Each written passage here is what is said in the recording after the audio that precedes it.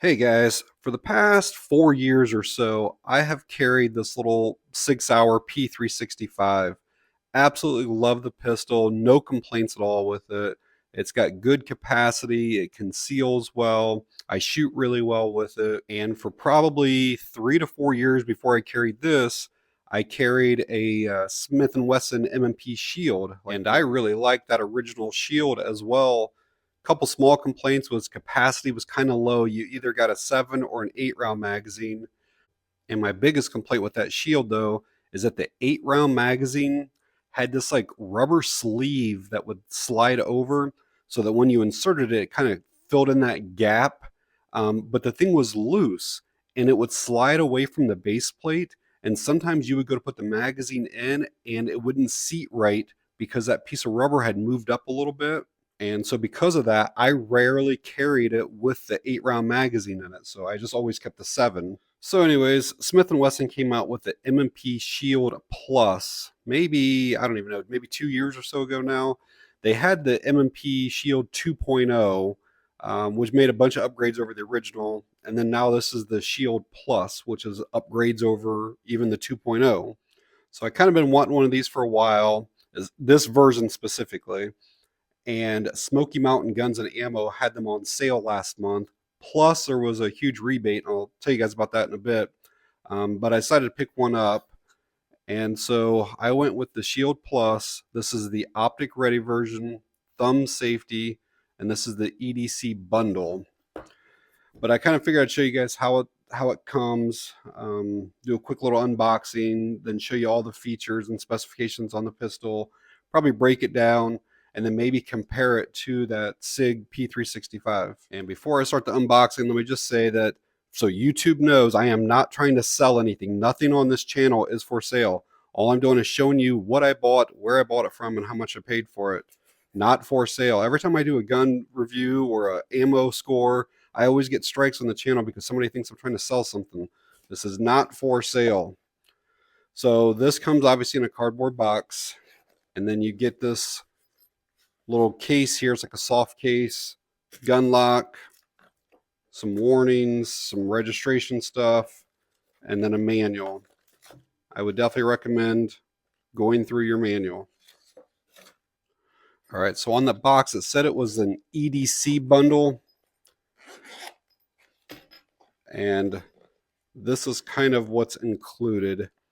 So they give you like this Smith & Wesson knife. And I honestly don't care anything about this. So it says M&P on it by Smith & Wesson. I mean, I'm not really going to use this for anything. Looks like it's a liner lock, deep carry pocket clip on it. They also include this little flashlight. Again, I doubt that I use it for anything, but just kind of want to show it to you guys. So it looks like it's button there. I really don't even know what kind of battery this takes. Maybe just a AA. I'm not sure. Oh, there actually is one in it. So no, I'm not sure. What is that? Oh, it's a CR123 battery, but they do include it. Let's just see if it's a single mode. It's actually pretty bright. Yeah, it's just an on. Oh, it's actually multiple modes.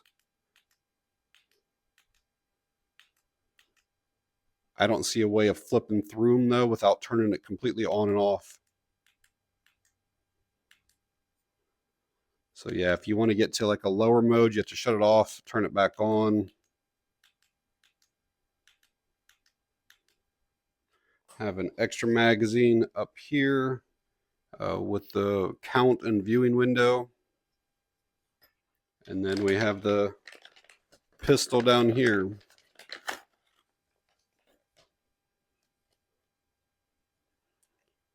Flat face trigger, 13 round capacity. So again, this is called the M&P 9 Shield Plus. And as I'm handling this, just so YouTube knows, it's completely empty. That's a chamber flag indicator there. We'll remove that. Completely safe gun. If as I'm showing this, you want to find out more information on it, The SKU number is 13536. This is considered a micro compact 9mm. It is striker fired. The magazine that's in it right now has a 13 round capacity, plus one in the gun itself could give you 14 rounds, or like I showed that, you could have 10 plus one or 11 rounds. The barrel length is 3.1 inches. I might show you that whenever I break it down. Barrel is 1 to 10 rifling. It is stainless steel and it has that Armornite finish on it. The slide is also stainless steel with that same Armornite finish, and the grip and frame are polymer. Some of the dimensions, the width, if you include the like side controls, it's 1.1 inches. The overall height is 4.6 inches, and that will be with the shorter magazine. So 4.6 inches. The overall length is 6.1 inches, with a sight radius of 5.3 inches. Your weight is 19.9 ounces, and that's without the magazines. The 10 round magazine weighs 2.2 ounces, and the 13 round weighs 2.6 ounces. And then obviously your ammo is going to make it weigh even a little bit more. Going back to the slide, we have like these little, like almost like fish scales here and some partial ones up here that just kind of allow you to maybe press check or for full racking. It does have a viewing window or a port up here so you can see if you're loaded or not. We obviously have an optic cut in the slide. I believe this is a RMS or RMSC cut. And then we have night sights. Up on the front, we have this orange ring Tritium night sight. And then in the back are these black Tritium night sights. So I just mentioned the slide cut, so you can run an optic on this. I don't see any type of Allen key, so you probably got to use your own to take that off. I don't know the exact size of it, but I'll probably throw something on here at some point. This does have a flat face trigger, and there is like this extra like little safety right there. So basically you can't pull the trigger back unless that's depressed first. Once your finger's on there though, it doesn't interfere with anything. You don't even know it's there. But the old shield that I used to had was actually like a 2-piece trigger, and it was a hinge trigger. Never bothered me, but a lot of people disliked it a lot. And this flat face is supposed to be a whole lot nicer. So the Shield Plus has like this, they're calling it like enhanced grip texture. It's kind of rough. It's kind of almost skateboard tape or sandpapery type feeling on it. It's not too aggressive though. I do think, however, like if you were to wear this without a t-shirt or undershirt or whatever, that could get a little bit rough up against your skin. So you might have to take like some emery cloth or some sandpaper or something and maybe smooth that out a little bit, or just wear a t-shirt. It's not aggressive enough that it's going to like snag or rip on a t-shirt or anything, but to your skin, that could be a little bit uncomfortable. And that grip has an 18-degree grip angle, which is pretty natural. It feels pretty good when that's in the hand. Let's quickly check out the trigger and the trigger reset. Again, no magazines in it. It's completely empty. So let's see what this trigger's like. A little bit on the stiff side right there at first. Again, that's the first time I've ever pulled it. Let's see what the reset's like. A little bit long. I know they say it's audible and palpable. Let's do a few of them here. Yeah, not the hardest reset I've ever had on a pistol, but again, we're breaking it in. It's very like spongy. It's kind of gritty when it's going back. The break right there on the actual trigger pull is really good. The reset is not that great.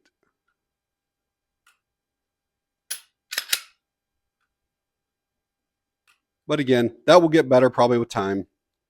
This model does have a thumb safety. You don't have to use it if you don't want to.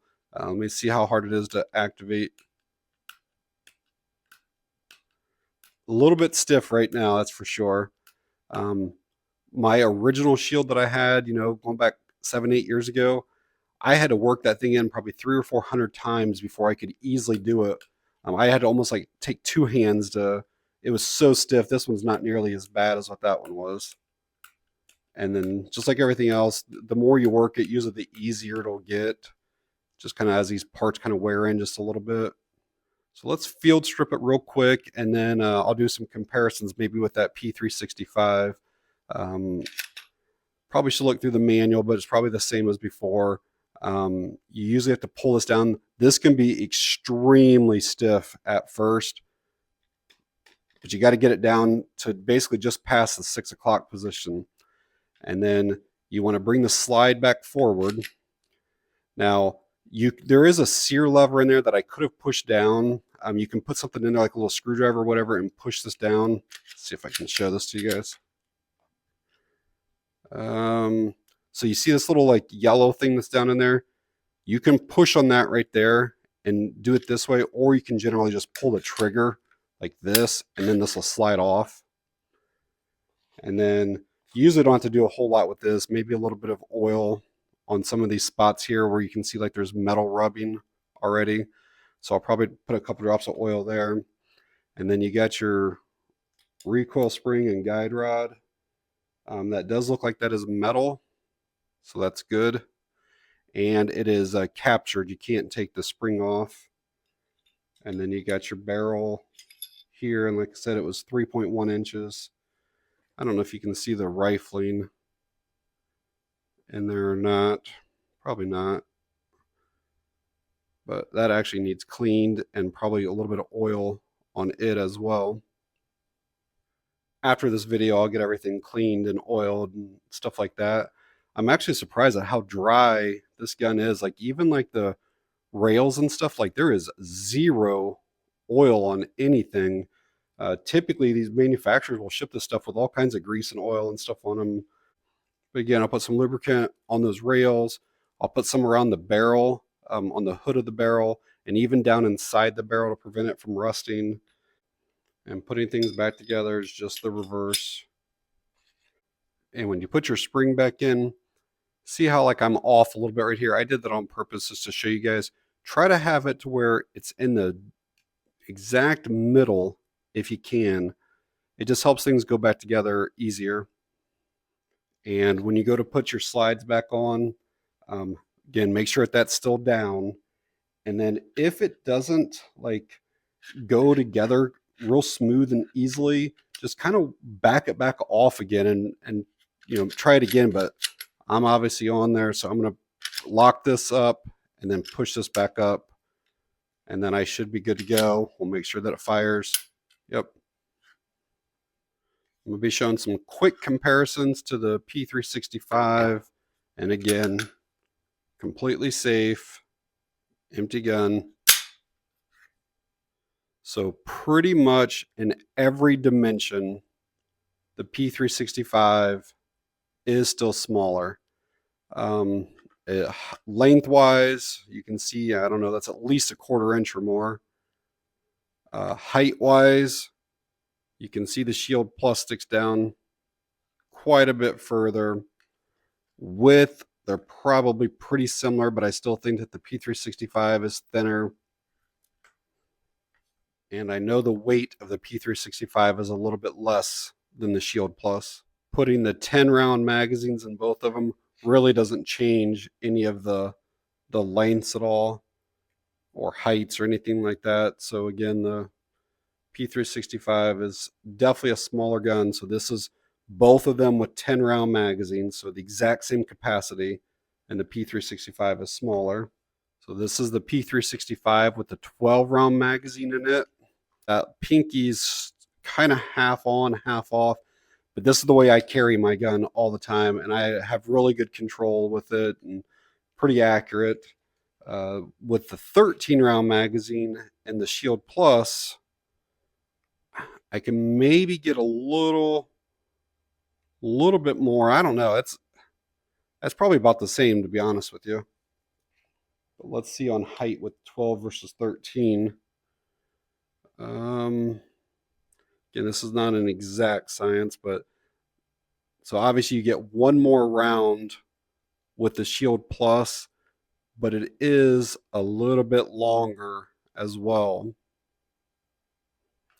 And that's the part that prints on most guns, whatever's sticking out and up through here.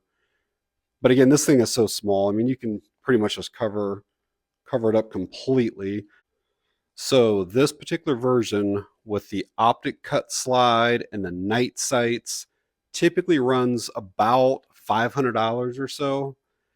Told you guys that I got it at Smoky Mountain Guns and Ammo, and I paid $370 for it.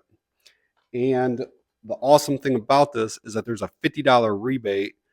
So I submitted that a few weeks ago, and I'm just it's been approved. I'm just waiting to get the $50 Visa card. So technically, I paid $320 for it. And again, it is not for sale. I'm just telling you the deal that I got. So anyways, guys, I just want to introduce you to one of my new pistols. It is not going to replace my P365 as my everyday carry. I really, really like this gun. But Smith & Wesson makes a great product, and I'm happy to have this one. And I do have some plans as far as a red dot, holster, some other things coming for this that I'll be sharing with you guys in the future. So yeah, if you guys found this video helpful or informative in any way, please give me a thumbs up. If you guys have any questions or comments, please leave them down below. And that's going to be it on this one. Thanks for watching. I appreciate it.